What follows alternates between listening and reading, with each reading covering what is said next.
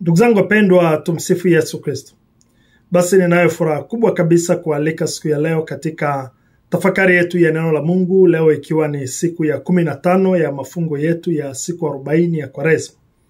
Na katika siku hii ya 15 ninataka nianze mfululizo unaozungumza juu ya minyororo 10 inayofunga maisha yetu. Na lengo langu ni kueleza mambo haya 10 ambayo kwa kweli kama tukijitahidi na kumwomba Mungu atusaidie tuepukane nayo, basi tutaona maisha yetu yakichanua sana. Sijui kama umeshawahi kuhisi kwamba kuna kitu kinakuzuia kusonga mbele, labda kusonga mbele kiroho, kusonga mbele kwenye maisha, kusonga mbele kibiashara, kusonga mbele labda kimahusiano kwenye maisha yako ya ndoa, kwenye familia, kusonga mbele kwenye mahusiano na watu kazini, au kusonga mbele kwenye eneo lolote lile. Sijui kama umeshawahi kuhisi kuna kama kitu kinakuzuia. Inawezekana labda ikawa ni dhambi ambayo umeiona sasa ni ya kawaida sana, labda unaendelea kuirudia, kuitenda mara kwa mara, lakini kwa kweli unaona kabisa inakuzuia kusonga mbele. Inaharibu mahusiano yako na watu, inaharibu mahusiano yako na Mungu. Labda pia inawezekana ni hofu ambayo inakufanya usichukue hatua. Au inawezekana ni kutokusamehe ambako kunaendelea kukutafuna moyoni mwako kila siku. Sasa watu wengi sana tunaishi tukidhani kwamba tuko huru, lakini kwa kweli kiroho huenda tumefungwa kabisa. Na unajua ni kama vile ndege aliye kwenye kiota, mwenye mabawa yake vizuri, lakini hawezi kuruka kwa sababu kuna minyororo isiyoonekana inamzuia. Sasa Yesu alisema katika kitabu kile cha Yohana, Injili ya Yohana, ile sura ya 8 mstari wa 34.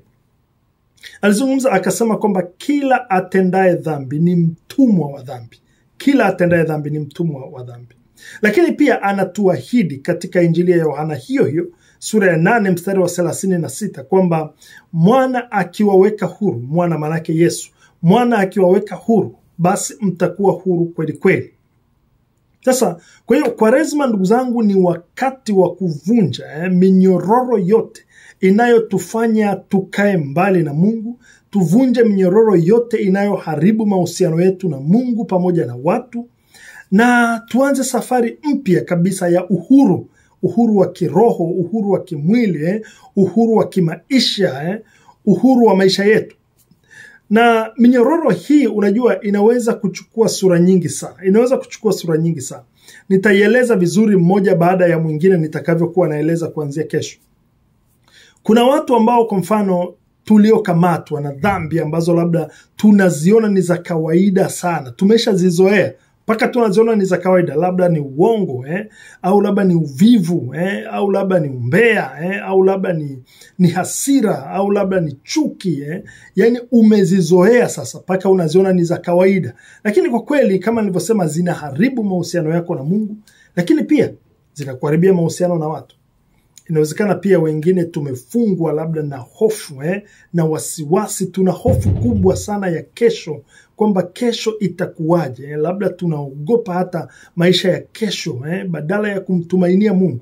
Tuna hofu na maisha ya kesho. Inawezekana pia wengine ni minyororo ya tamaa za dunia. Labda kuna watu tunaweka mali, tunaweka umaarufu, tunaweka madaraka mbele kuliko uhusiano wetu na Mungu, kuliko uhusiano wetu na watu. Unajua Mtakatifu Teresa wa Avila alizungumza akasema kwamba yeyote anayemiliki Mungu hana ukosefu wa kitu kingine chochote, kwa sababu Mungu peke yake anatosha. Manake huyo mtu amefika kwenye uhuru wa kweli. Kwa hiyo ikiwa kama tunataka kuwa huru, ni lazima sana tujifunze kuachilia yale ambayo yanatufunga kila siku, na kumpa Mungu nafasi ya kutawala moyo wetu, wa kutawala maisha yetu, wa kutawala kila nyanja kwenye maisha yetu. Watu wengi sana pia huenda tumefungwa na majeraha ya zamani. Labda na chuki dhidi ya watu wengine ambao walituumiza. Tumekuwa na hiyo chuki mpaka sasa. Unajua kutokusamehe ni sumu ambayo inatufanya tukae na uchungu badala ya kuonja ile furaha ya msamaha wa Mungu.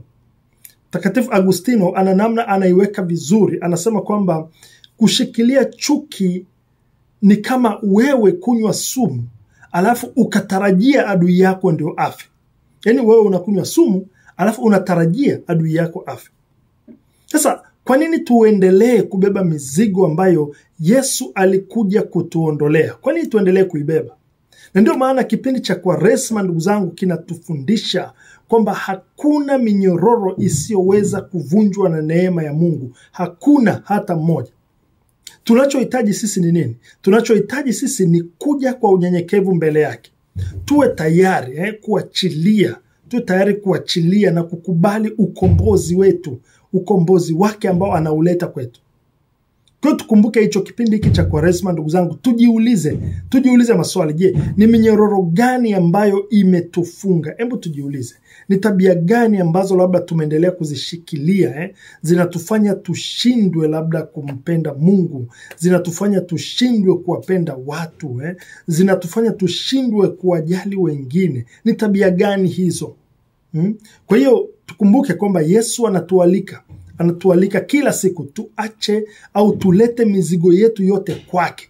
Tutue mizigo yetu yote kwake, kama alivyosema katika Injili ya Mathayo ile sura ya 11 mstari wa 28 kwamba njooni kwangu ninyi nyote msumbukao na wenye kuelemewa na mizigo, nami nitawapumzisha.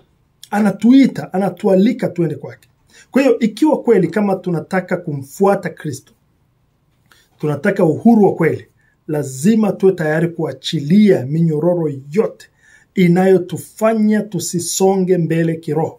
Manake hii ni nafasi ya kutubu, ni nafasi ya kujirekebisha, ni nafasi ya kuanza safari mpya kabisa, safari ya neema ya Mungu na uhuru wa kweli katika Kristo. Kwa hiyo katika siku hizi 10 zijazo, kuanzia kesho, nitaanza au kuanzia video inayofuata, nitaanza kufafanua mnyororo mmoja baada ya mwingine, minyororo hii 10 mmoja baada ya mwingine kila siku. Na lengo letu ni ili tuweze kufahamu minyororo hii na namna au jinsi ya kujifungua kama tumefungwa na minyororo hii. Kwa hiyo ninapenda kuwaalika wote tufuatane kwa pamoja katika safari hii ya Kwaresma. Tutafakari kwa kina jinsi gani hii minyororo inavyoathiri maisha yetu ya kiroho, lakini pia tutafute msaada wa Mungu kuvunja hii minyororo na kujitenga na kila mmoja, ili kila mmoja aweze kuwa huru. Kwa hiyo ninakualika tufuatane, lakini pia kama unaweza kumwalika ndugu yako ukamtumia link ya mafundisho haya, ukamtumia ukashare video hizi, na kama hujawahi kusubscribe pia nakualika usubscribe ili tuendelee kufuatana kwa pamoja, ili safari hii ya Kwaresma iwe na manufaa. Kwa hiyo kuanzia kesho tufuatane kwa mafundisho haya nitakapokuwa ninachambua mnyororo mmoja baada ya mwingine ambao umefunga maisha yetu kwa namna moja au nyingine. Mungu Mwenyezi awabariki na kuwatunza. Tumsifu Yesu Kristo.